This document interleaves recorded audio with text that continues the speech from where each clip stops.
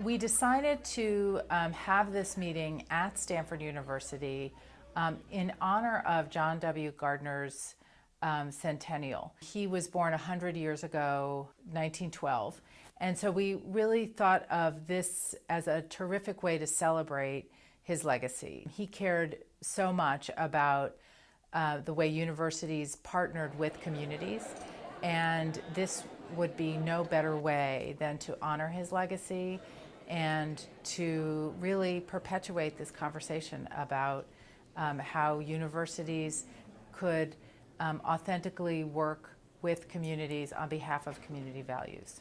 The more we talked, the more we realized it would be a great idea to convene folks and have a national meeting. We made sure that the convening included folks from community-based organizations, researchers who were already sort of leaning in this direction, grant makers, policymakers at the national and state levels, and community-based organizations.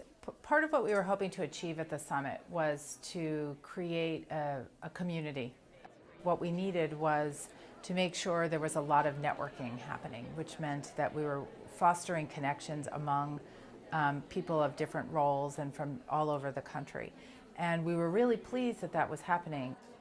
And so we built in lots of opportunities for conversation in small groups, at the coffee urns, and at meals. And what we saw happening, which was a delightful surprise, was that people were seeing each other, and so they were reconnecting, and they were even reconnecting in new ways, that they had actually found commitment in common, this new way of working across boundaries with these common goals and working together on behalf of youth and families. The partnership we've had with Redwood City 2020 has really been at the heart of our work since the beginning. We had a really terrific opportunity to showcase that work and really look inside it and try to understand it a little bit more deeply and talk about it in this national forum.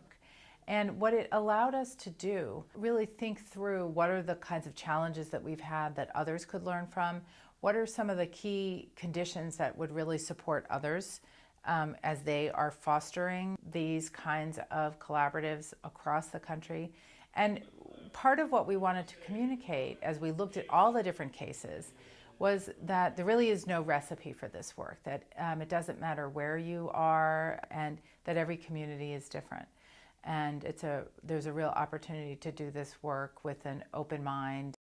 At the heart of the work of the Gardner Center is a real commitment to partnerships. The summit provided us with a tremendous forum to explore this, and to explore it with people who think like us and people who think even really quite differently than we do, and people who've been working at it longer than we have.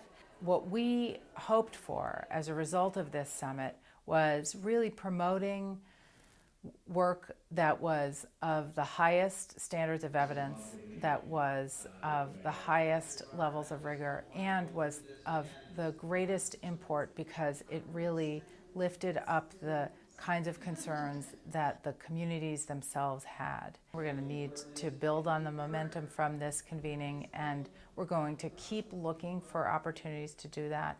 We are happy about our partnership with America's Promise and so many other folks that we connected with during that convening.